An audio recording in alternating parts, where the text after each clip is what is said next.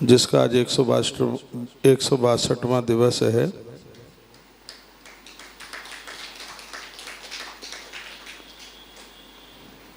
और रात्रिकालीन बेला में आप सब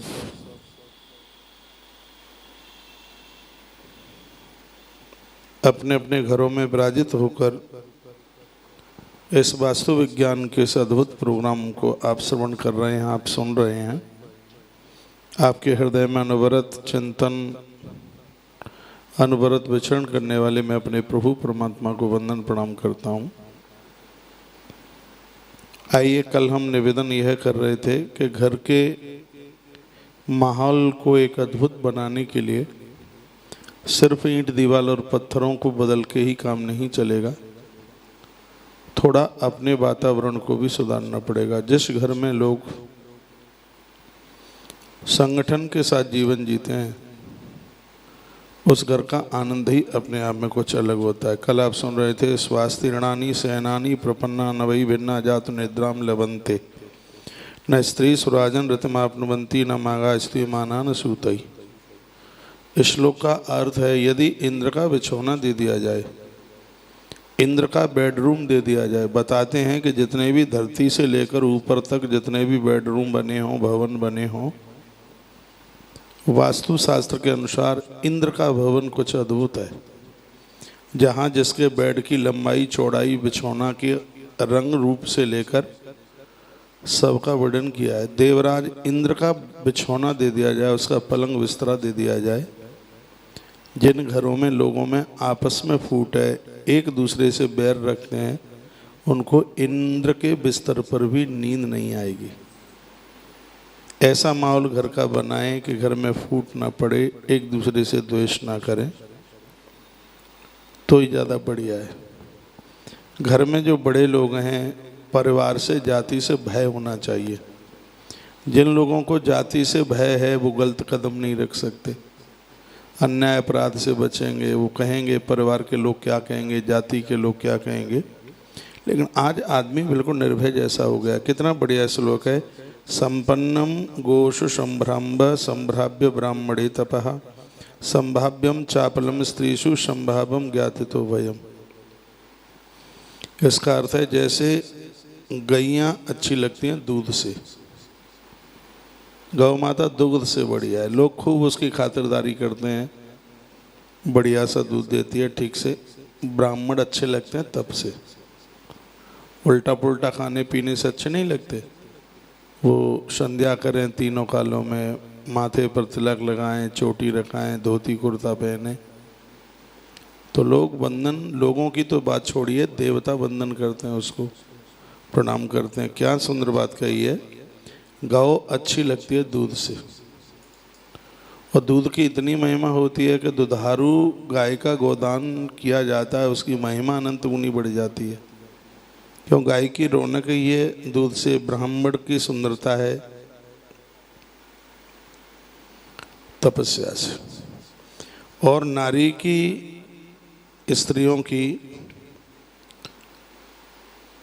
उसमें उसकी सौंदर्य, सुंदरता का वर्णन किया। चपलता, दौड़ दौड़ के काम करे, यानी कुंटल वजन लटका लटका के घूम रही है, उसको 10 बार घर में, तो धीमे धीमे यो वो तो दौड़ती दौड़ती ही, दौड़ दौड़ करके काम करती हुई बड़ी अच्छी लगती है। युवतियाँ, स्त्रियों में चपलता होना अधिक संभव है, गऊओं में दूध का होना, ब्राह्मण में तप का होना, नारी में दौड़ दौड़ के काम का करना होना जरूरी है।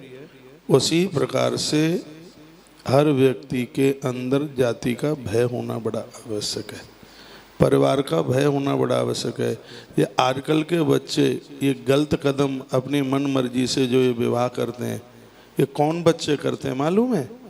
जिनको अपने परिवार का भय नहीं रहता, जिन्हें माता पिता का भय नहीं रहता, जिन्हें जाति का भय नहीं रहता। उन्हें ये भय थोड़ी है कि जाति के लोग तुम्हें अलग कर देंगे, परिवार के लोग तुम्हें अलग कर देंगे। और जब उनका भय समाप्त हो जाता है तब ये गलत निर्णय लेते हैं। और मैंने पूर्व में निवेदन किया है, जहाँ की गतिविधियाँ ऐसी बनती हैं तो वहाँ के दोष समाप्त नहीं होते।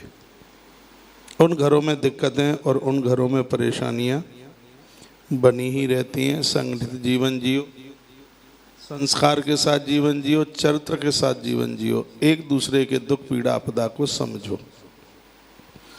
अगली बात मैं आपको निवेदन कर रहा हूँ, इसमें लिखा है धूमा यंते विपेतानि ज्वलंती सहितानि चह धृतराष्ट्रानुकानि वह ज्ञातियो भरतर्षवः। इसका अर्थ है जैसे जलती हुई लकड़ियाँ पास पास में रखी हैं, धुआं नहीं होगा और वह जलेंगी, उसी प्रकार से यदि लकड़ियों को अलग कर दिया जाए तो वह प्रज्वलित नहीं हो पाएंगी। इसी प्रकार से जाति बंधु बांधवों में फूट पड़ जाती है, किसी भी प्रकार से वो कामयाब नहीं होते, और जब उनमें एकता होती है तो संपूर्ण धरती को वो जीत सकते हैं।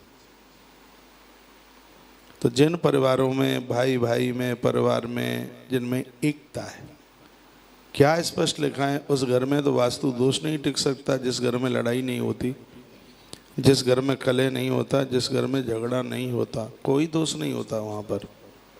ऐसा जीवन जिए, एक दूसरे से स्नेह से रहें, प्रेम से रहें। पता नहीं कितना जीवन है, किससे लड़ना है, किससे झगड़ना है, उन्हें अपना मानिए, ज़्यादा बढ़िया है। कुछ प्रमाण दिए हैं। महानप्य कजो वृक्षो बलवान शुभ प्रतिष्ठता प्रसई एव बातेन संस्कृतो मर्दतम छड़ात।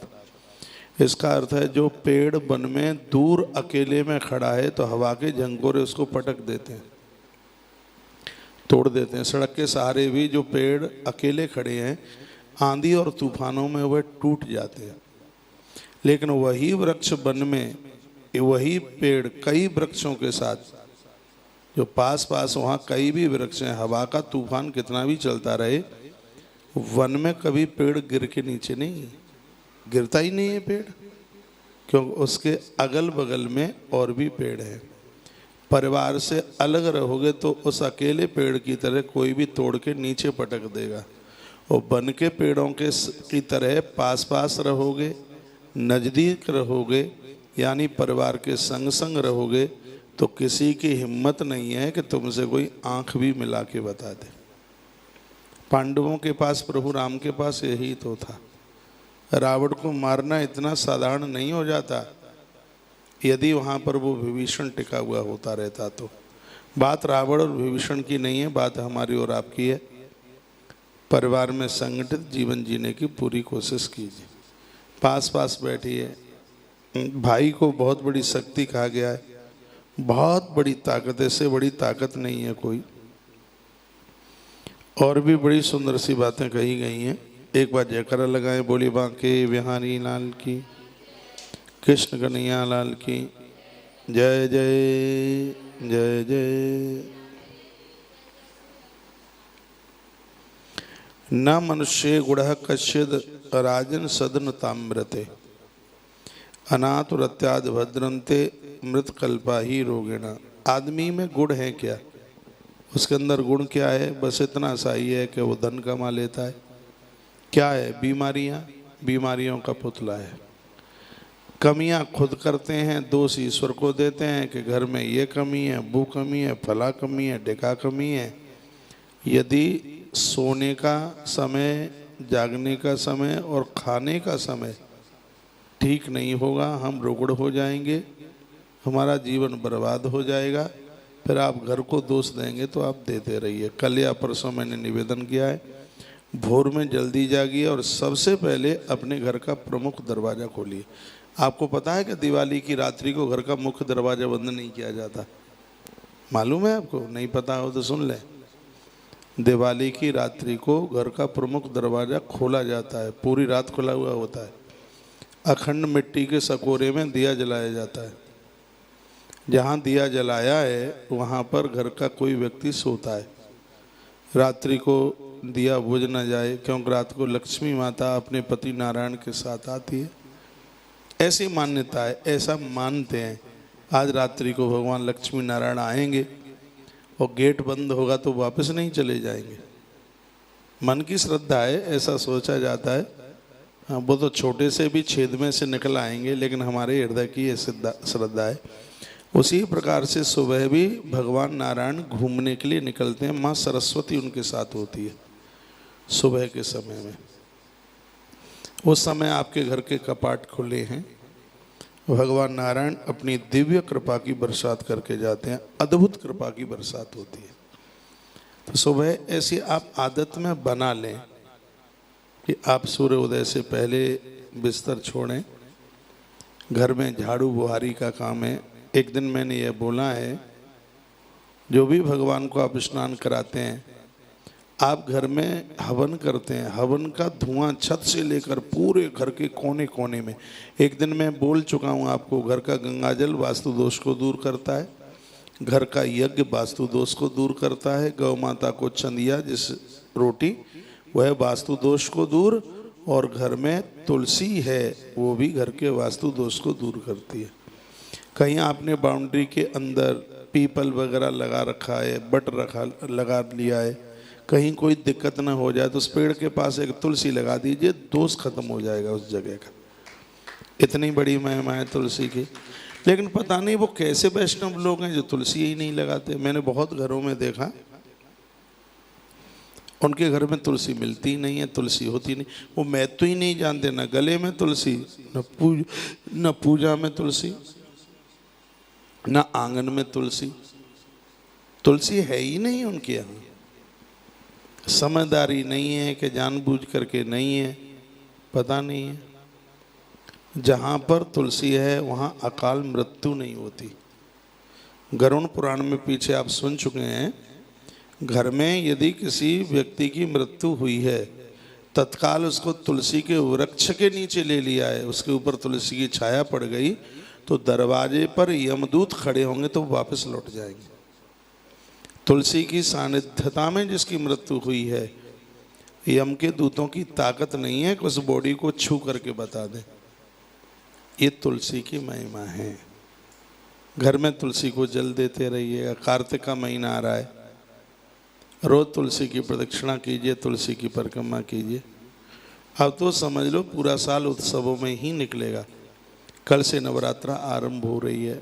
घट स्थापन कीजिए, कलश स्थापना कीजिए, जौ बोइए। पंच पल्लव ना मिले तो आम के पत्ता लगा दो उसमें, 7, 11, 21 जो भी आप लगा सकें। हाँ, आम के लगा दो पूरे, पीपल के लगा दो। यदि पंच पल्लव नहीं मिल पा रहे हैं तो यह कर दीजिएगा, क्योंकि ये 5 वृक्ष हैं। इन 5 पेड़ों में 33 करोड़ देवता और 36 करोड़ तीर्थ वास करते हैं। इसलिए पंच पल्लवों को लगाने की बात कही है। वैसे भी गृह प्रवेश आप करते हैं तो उसमें कलश भरा जाता है, उसमें ये पत्तियां लगाई जाती हैं। कलश बहुत शुभ होता है। चांदी का इतना बड़ा कलश तो पूजा में भी होना चाहिए। ये बहुत शुभ है। शुभ क्या है, ये अपने आप में अति शुभ है। तो आज भी मैंने दिन में निवेदन किया है, एक बार मैं पुनः निवेदन करना चाहूँगा। कल से नवरात्रा आरंभ हो रही है, आपसे बन सके तो व्रत कीजिएगा। व्रत करें, उपवास, अखंड ज्योत जलाएं, घट स्थापना करें, कन्याओं को भोजन कराएं। उसका विधान है, रोज 1-1 कन्या जमा सकते हैं या लास्ट में 45 कन्या जमा सकते हैं। 45 नहीं तो 15 जमा सकते हैं, 15 नहीं तो 9 जमा सकते हैं, 9 नहीं तो 1 जमा सकते हैं। वो देवी भागवत में बहुत विस्तार से वर्णन है। तो मैं तो आप सबको यह निवेदन करना चाहूँगा, अपने घर के प्रमुख दरवाजे पर जिन गणेश जी की सूंड बाईं तरफ है, ऐसे गणेश जी को लगाइए। रोजाना घर में कपूर जलाइए। ये घर के ताप प्रताप संताप को ये चीज़ें दूर कर देंगी। गौमूत्र पानी में मिलाकर घर में 8 दिन में एक बार छींटा देते रहिए। किसी का नज़र, टोना, टोटका, गाय का बड़ा प्रभाव है। अभी मैं महीना पहले एक बात बोल गया, यदि बच्चे चारपाई पर बाथरूम करते हैं और ये आदत उनकी छोटी नहीं है, तो गौ माता की पूंछ का बाल उसके कमर पर बांध दिया जाए किसी कपड़े में लेकर, तो उसकी आदत छूट जाएगी।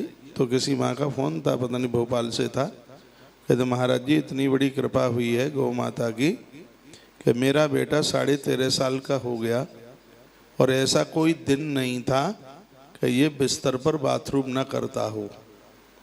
और जब आपने ये बात बताई, हम गौशाला गए, गौ माता की पूंछ के बाल लेके आए, बच्चे की कमर में बांधा। महाराज जी ऐसा छूमंतर हुआ है कि इतनी पुरानी बच्चे की जो आदत थी वो खत्म हो गई है, बड़ा आनंद के साथ। कोरोना काल में जो ये बातें कही गई हैं, इसका बहुत लोगों ने लाभ उठाया है। इसका 1250 वीडियो डाल दी हमने, मायना रखती हैं आयुर्वेद के ऊपर, डली हैं पूरा यूट्यूब पर। ऐसी कौन सी बीमारी है जिसकी नहीं डाली हो उसमें? लगभग 44-45 वीडियो तो ये डल गई हैं वास्तु की, आरंभ से लेके प्लॉट से लेकर के निर्माण तक। यहाँ तक के बताया था कुछ चीज़ें ऐसी हैं कि पानी की टंकी में डाल दो जा करके, उस परिवार में जो लोग उस जल को यूज करेंगे, प्रयोग में लेंगे, तो यदि घर में कोई दोष है उसका कोई असर ही नहीं होगा, दोष ही नहीं रहेगा। ये सब पिछली वीडियो में ये सब चीज़ें डाली हैं। तो आपको यदि जो टाइम वगैरह जो मिलता रहे तो उन वीडियो को भी आप देखते रहिएगा। तो आज मैंने आपके बीच में एक विशेष रूप से जो कोई चर्चा की है, वो चर्चा एक संगठन को लेकर के मैंने आपके बीच में की है। महानप्य कजो वृक्षो बलवान सुप्रतिष्ठता प्रसई ए बातव्यो सस्कंधो मरुतम छड़ात। सीधी बात, यदि वृक्ष अकेला है तो बलवान वायु उसको तोड़ मरोड़ करके रख देगी। यदि वृक्ष के पास में और भी पेड़ हैं, कितना भी आंधी तूफान चल करके आ जाए, वो आंधी तूफान वृक्ष को नहीं उखाड़ पाएगी। उसी प्रकार से परिवार से आप अकेले होकर दूर बैठे हैं, बैठे रहिए, कोई भी पूछने वाला नहीं है। जिनको परिवार का सहयोग मिलता है, परिवार का सम्मान मिलता है, जिन्हें परिवार का आशीर्वाद मिलता है, वह छोटे लोग भी एक बहुत बड़े विशाल काम कर देते हैं। नंद बाबा की तरक्की का कारण उनके 4 भाई और हैं, राम जी की तरक्की का कारण उनके 3 भाई और हैं। क्या नहीं किया उन भाइयों ने, आप विचार करें, क्या नहीं किया। युधिष्ठिर के लिए 4 भाइयों ने क्या नहीं किया। जो भाई भाई का एक संगठन है वो बड़ा अद्भुत है। और एक बार पुनः निवेदन करूंगा, जिस घर में कभी कलह नहीं होता, झगड़ा नहीं होता, जिस घर की बहुएं लड़ती नहीं हैं, जिस घर के भाई लोग कभी भी झगड़ा नहीं करते, याद रखिएगा उस घर में कभी किसी भी प्रकार का कोई वास्तु दोष नहीं रह सकता, नहीं रहेगा, वहाँ ताकत ही नहीं है, नहीं रहेगा। इसलिए घर में फूट डलने से बचें। जो और लोग हैं लड़ाई झगड़ा कराएंगे, आप इतने प्रेम से रह रहे हैं, उनके पेट में दर्द होगा, तुम्हें सिखाएंगे, तुम्हारे पति को कान भरेंगे, लेकिन इन सब की समझदारी को अपने माथे में मत रखना। वो तो तुम्हारे घर को बर्बाद करने को उन्होंने संकल्प उठाया है। संशय आत्मानं विनश्यति, एक दूसरे के प्रति संशय आत्मा का भी हनन कर डालते हैं। इसलिए जरूर बचने की कोशिश की जाए। बड़ी और सुंदर बातें कही हैं, आनंद आ रहा है। कल भी काफ़ी बातें आपके बीच में रखी गई। संचदा यद गृहस्थेन पापवा मरणांतिकम संदहति तत्सर्वम एक रात्राष्टोयति। निवेदन करना चाहूँगा, महापुरुषों का इंतजार घर में करते रहिए, संतों का, महात्माओं का इंतजार करते रहिए, क्योंकि इसमें लिखा है कि जिस गृहस्थ ने अपने शरीर से जो पाप किया है, यदि उसके घर पर एक रात्रि को भी कोई संत महापुरुष टिक के चला जाए, उस परिवार के संपूर्ण पाप नष्ट हो जाते हैं। ये लिखा है। संत महापुरुषों का आना घर में इतना शुभ है, इनके आगमन से घर में कोई वास्तु दोष नहीं रहता, घर में कोई किसी भी प्रकार की दिक्कत नहीं रहती। वसंत आता है तो प्रकृति खिलती है, और संत आता है तो संस्कृति खिलती है। इनका आना तो सदैव अपने आप में शुभ ही नहीं, अति शुभ है, बहुत ज़्यादा शुभ है। महापुरुषों का आना बहुत ज़्यादा शुभ है। संचितम यद गृहस्थेन पापका मरणांतिकम सा निर्दहति तत्सर्वम एक रात्रि से तो यति। जन्म से लेकर मरण तक के इतने पाप इकट्ठे हो गए हैं दुनिया भर के पाप इकट्ठे हो गए, लेकिन उस गृहस्थ के घर में कोई तपस्वी संत महापुरुष चल के आ जाए, उसका आगमन परिवार के सभी लोगों के पापों को जला करके रख जाता है। इसलिए संतों का आगमन घर में बहुत ज़्यादा शुभ है। आज के दौरान में तो पता नहीं लोग क्या क्या कहते हैं, लेकिन हमारा ग्रंथ कहता है कि जब तक तुम्हें ऊपर आकाश दिख रहा है और नीचे धरती दिख रही है, पद्म पुराण की बात है, ऊपर दिखता है तुम्हें आकाश और नीचे दिख रही है धरती, तब तक समझ लो कि अभी दो चीज़ें हैं। कौन? एक है पतिव्रता स्त्री और एक है तपस्वी महात्मा। जिस समय तपस्वी महात्मा और पतिव्रता स्त्री नहीं होगी, बादल आकाश ऊपर से फट जाएगा और रसातल जाइए तवही, और ये धरती रसातल के लिए चली जाएगी, सब कुछ खत्म हो जाएगा, वहाँ कुछ बचेगा ही नहीं, जब यति और सती नहीं रहेंगे तब। इसलिए घर में इन महापुरुषों का इंतजार करते रहिए करेगा। प्रभु की कृपा से महापुरुष आते हैं, बिनु हरि कृपा मिले ही नहीं संता। भगवान कृपा करते हैं तब घर में एक महात्मा, एक संत महापुरुष चल के आता है। एक बार पुनः निवेदन करूँगा, जिस घर में संत महापुरुषों का आना हुआ है उस घर में कभी किसी भी प्रकार का वास्तु दोष नहीं रहता। जिस घर में वृद्ध प्रसन्न है उस घर में वास्तु दोष नहीं रहता। जिस घर में बेटियों का अपमान नहीं होता उस घर में वास्तु दोष नहीं होता। जिस घर में नारी की पिटाई, वो कैसे लोग हैं, चोटी पकड़ करके नारी का अपमान करते हैं। याद रखिएगा, जिन घरों में स्त्री त्रसित है और दुख के आंसुओं से रोती है, उस घर का वास्तु दोष कभी भी समाप्त नहीं होता।